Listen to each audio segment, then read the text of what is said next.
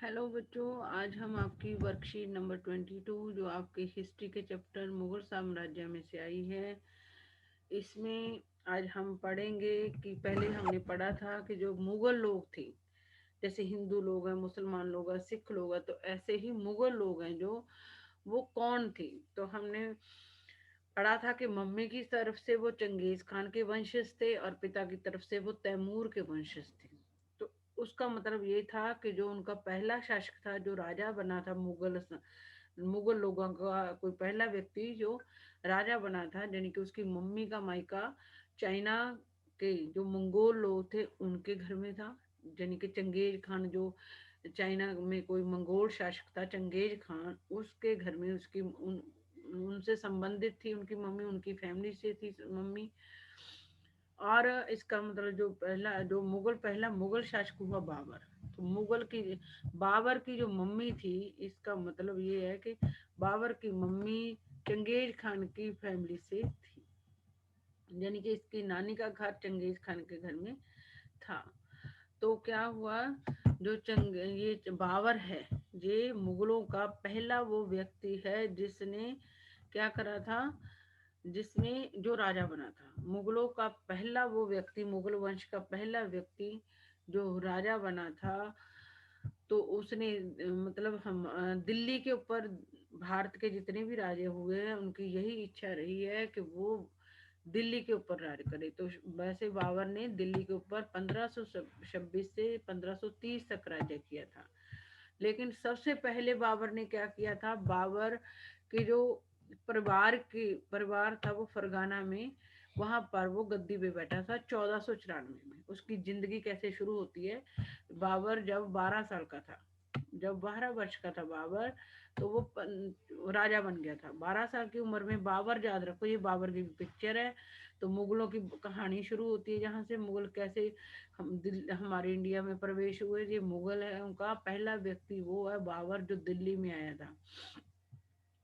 पर सबसे पहले जब ये 12 साल का था बाबर, तो ये फरगाना की गद्दी पे बैठ गया था, अफगानिस्तान में है ये। और फिर जब 12 साल की गद्दी पे बैठ गया, लेकिन ये इसकी मम्मी की तरफ से थे वो मंगोल कहलवाते थे। मुगल भी कहा जाता है इनको, मंगोल भी कहा जाता है। तो इनकी जो दूसरी शाखा, यानी कि इनके कंपिटिटर थे उजबेक, फैमिली में ही होते हैं। आपने भी देखा, हमारी फैमिली में ही हमारा मुकाबला करने वाले होते हैं।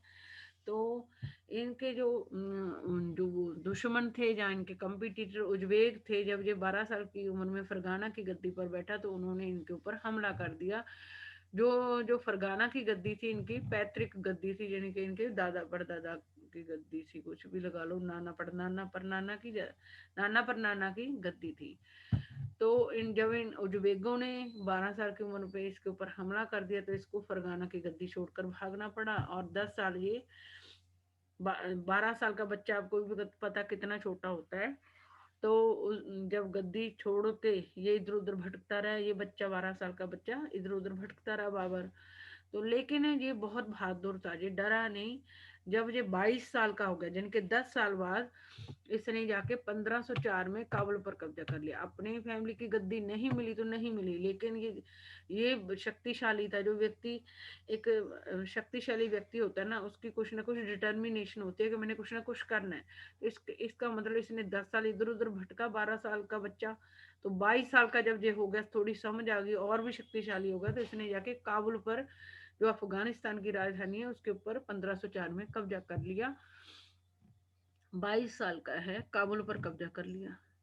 और फिर इसने काबुल के ऊपर भी 22 साल जब राज कर लिया, जब ये और भी बड़ा हो गया, समझदार हो गया, 44 ईयर्स का हो गया, तो इसने क्या करा, 1526 में जाके दिल्ली पर कब्जा कर।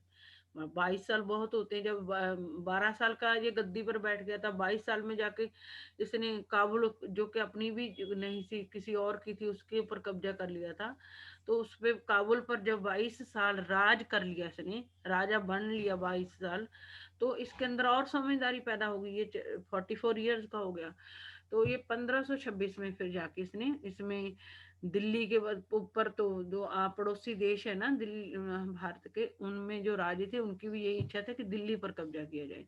तो इसने अपनी वो इच्छा भी पूरी की, 1526 में जाके जब वहां का इब्राहिम लोदी था, वहां का सुल्तान कौन था, इब्राहिम लोदी, उसको हरा दिया पानीपत में। काबुल पे तो कब्जा करा, 22 साल से काबुल का राजा बना रहा, शासक बना रहा। उसके बाद 1526 में दिल्ली पे भी इसने कब्जा करना था, बहुत महत्वपूर्ण थी दिल्ली। तो इसने क्या करा, उस 1526 में दिल्ली का राजा जो इब्राहिम लोदी था उसके ऊपर हमला करके पानीपत में उसको हरा दिया। और जब जो दिल्ली और आगरा थे इब्राहिम लोदी के पास, उससे छीन लिया और खुद का कब्जा कर लिया, दिल्ली पर भी कब्जा कर लिया और आगरा पर भी कब्जा कर लिया। ये फिर तीन तीन साल लगातार लड़ाई लड़ी थी। पहली लड़ाई इसने पानीपत की लड़ी थी इब्राहिम लोदी और उसके अफगान समर्थकों के विरुद्ध। पहली लड़ाई पानीपत की इब्राहिम लोदी और उसके समर्थकों के पास। 1527 में फिर इसने लड़ाई लड़ी खानवा के राणा संगा राजपूत राजाओं के साथ। और फिर 1528 में चंदेरी की लड़ाई। 3 साल लगातार पानीपत की लड़ाई इब्राहिम लोदी के साथ, 1527 में राणा संगा और राजपूत राजाओं के साथ खानवा में। याद रखनी है आपने, 1528 में चंदेरी की लड़ाई राजपूतों के साथ। लेकिन इसने अपनी मरने से पहले दिल्ली और आगरा में मुगल नियंत्रण समाप्त कर दिया। अपनी मृत्यु से पहले इसने पूरी, क्योंकि दिल्ली पे हर कोई राज करना चाहे, दिल्ली और आगरा पर ये अपनी मृत्यु से पहले अपनी फैमिली का कब्जा करवा के गया था। और ये इतना बहादुर था, आपने देखा 12 साल में भी ये डरा नहीं, जबकि इसके दुश्मनों ने हमला कर दिया था। फिर इसने किसी और जगह पे जाके, अपनी पैतृक गद्दी नहीं मिली तो देखो काबुल में कब्जा कर लिया। तो बहादुर व्यक्ति होगा ना। तो बाबर ने क्या करा भी, फिर इसने, बाबर था, इसने राजस्व सिद्धांत, राजस्व होता है कर इकट्ठे करना संबंधी।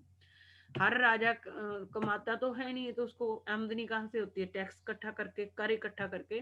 तो इसने राजस्व सिद्धांतों में, कर इकट्ठा करने वाले सिद्धांतों में चेंज की थी, परिवर्तन किया था। तो इसको सुल्तान की जगह बादशाह कहा गया था। ये अलग अलग पदवियां होती हैं, वैसे कोई शासन करता था उस समय तो उसको सुल्तान कहते थे। अगर इसने वहां के जो राजस्व सिद्धांत थे उसमें चेंज की थी, इसलिए इसको बादशाह की पदवी दी गई थी। मतलब सुल्तान, इसने राजस्व सिद्धांतों में चेंज करी थी, इसलिए सुल्तान की जगह इसको बादशाह की पदवी मिली थी। बाबर ने भारत में सर्वप्रथम तोपों का, मतलब बाबर से पहले भारत में किसी ने, जो तोपें होती हैं लड़ाई के लिए, देखा होगा आपने, तोपें होती हैं, उनका इस्तेमाल सबसे पहले भारत में बाबर ने किया था। बाबर तुर्की भाषा का अच्छा जानकार था। बाबर को कौन सी भाषा आती थी, तुर्की भाषा आती थी। फिर इसने अपनी जीवनी भी लिखी थी, आत्मकथा, खुद की कथा लिखी थी, कहानी लिखी थी।